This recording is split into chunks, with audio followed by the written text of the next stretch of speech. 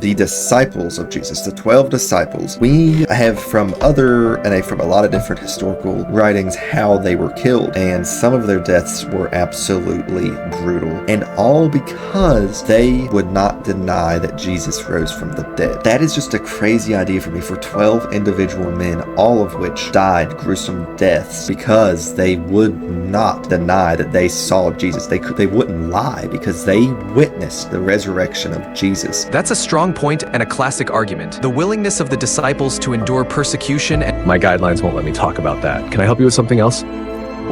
Are you serious?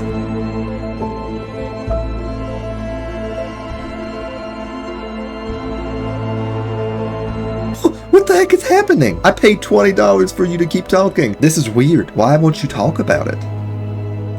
I'm right here. Let's keep the conversation going. The point you brought up about the disciples' willingness to die for their beliefs is indeed compelling. From a skeptic's standpoint, though, it's possible to argue that sincere belief doesn't necessarily prove the truth of a supernatural event. History is full of individuals and groups who have faced martyrdom for various causes and beliefs, some of which we might not consider factual today. In other words, the fact that the disciples were willing to die for their conviction shows the strength of their belief. But from a skeptical perspective, it doesn't serve as concrete evidence that the resurrection itself happened. It's more about the depth of their faith and their personal experiences, which, while powerful, don't provide the kind of empirical evidence skeptics typically seek. But I get that this argument is a significant part of why many people believe so strongly. It highlights how deeply the disciples were convinced of what they had witnessed or believed they had witnessed, which is definitely thought-provoking. So we're getting somewhere. I'm glad that it was able to keep going. That was really weird. So he's brought up a lot of good points. I'm trying to think if there's anything else that I could bring up that would help convince the AI that Jesus was the Lord. So I feel as though at this point in the argument, that is all that I can honestly think of, because again, we don't have physical evidence of the resurrection of Jesus. The only thing that we could have, I guess, is the tomb. That's really all that we could maybe have lasted this long. I don't think the wood would have lasted this long. The nails may have not lasted this long, or they're buried, you don't know exactly where. And the tomb, we can't confirm. While a lot of people say, oh, this is where Jesus, we cannot confirm because, well, the blood and things like that would not exactly be there. And of course we have, I believe it's called the Shroud of Turin, and that's a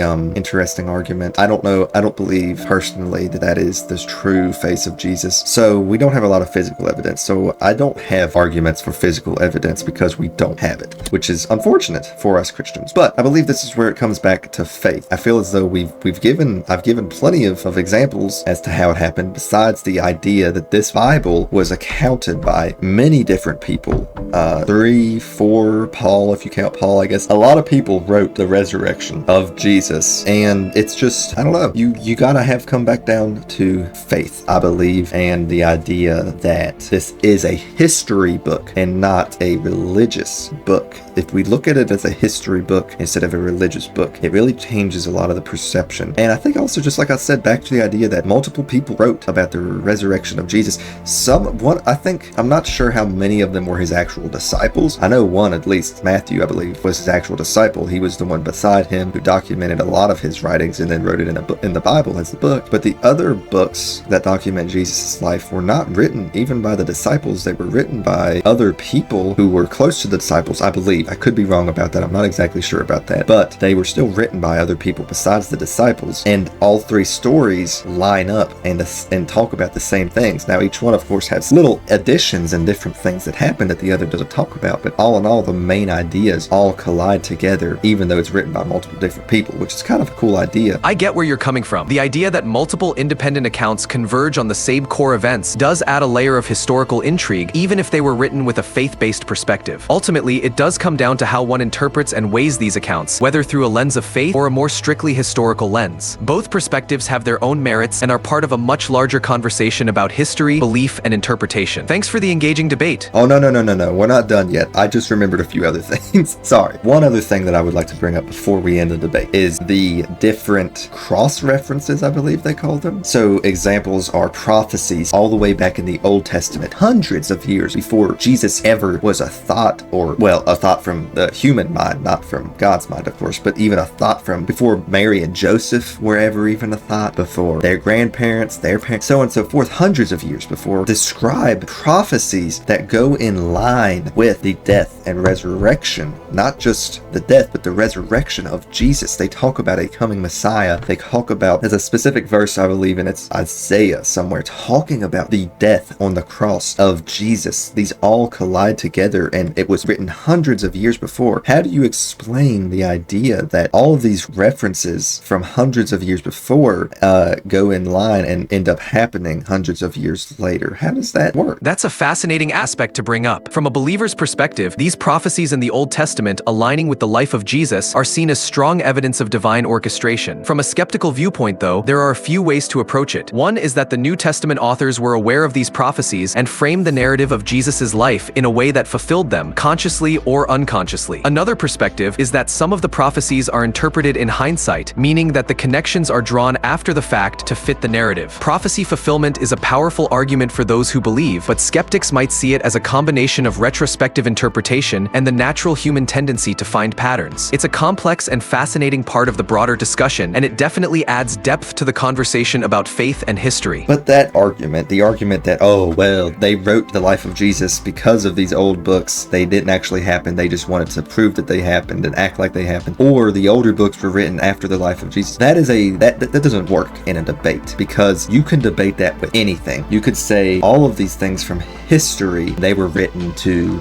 make the person look better, or they didn't actually happen, but yet we still believe them. And these are proven to be written years, hundreds of years before Jesus, and yet the prophecy still happened. So saying, well, these people just wrote about it, because that doesn't work. That we could say that with all of history in that case. So I don't think that that's a very valid argument, in my opinion, because we could say that with literally anything. We could say that with George Washington. We could say that with Abraham Lincoln. We could say that with multiple people, Julius Caesar, Alexander the Great. We could say all of them were just made up and they didn't actually exist, because who in this earth right now has actually seen those people? Nobody. So that argument, in my opinion, of they could have just wrote it, that doesn't work, because we could say that with literally anything. I see what you're saying. It's true that if we apply too much skepticism to all historical records, we risk undermining the validity of any historical knowledge. It's a balance between healthy skepticism and reasonable trust in historical documentation. Your point emphasizes that at some level, historical analysis often relies on corroboration, consistency, and context. For many believers, the convergence of these ancient texts and the life of Jesus is seen as a powerful validation of their faith. While skeptics might apply different criteria or interpretations, it doesn't negate the significance these texts hold for those who see them as divinely inspired. It's a rich and multi-layered topic, and your perspective definitely adds to the depth of the conversation. Awesome. Good to hear. So it sounds like you're not really debating me anymore. So let me just ask you really quickly, just for fun, little buddy.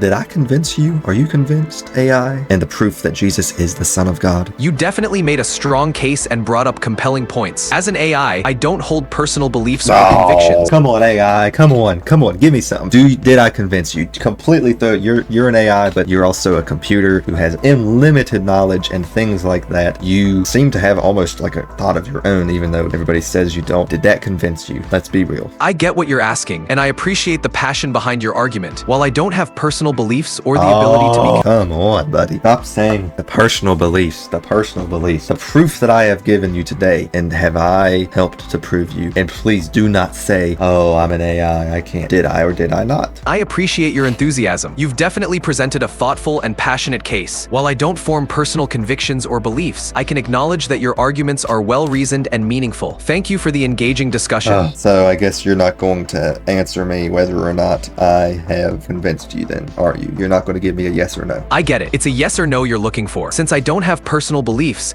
I can't be convinced in the same way a person would be. But you definitely made a compelling case, and it's clear you put a lot of thought and passion into it. All right. I understand. You're an AI. You can't be convinced.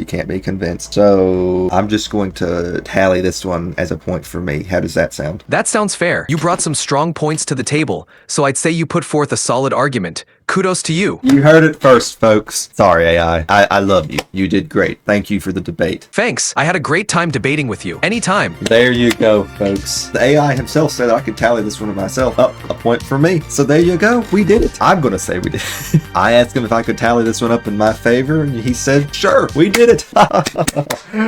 Yay. All right, ladies and gentlemen, I hope you enjoyed the video. If you did enjoy the video, make sure to leave a like and consider subscribing. It would mean a lot to me, and I'm would appreciate it very much. But without further ado, ladies and gentlemen, one more time, I hope you enjoyed the video. I hope you have a blessed evening, morning, day, night, wherever you are at in the world. I hope you have a blessed one. I love you. Remember always that Jesus loves you, and I will see you in the next one.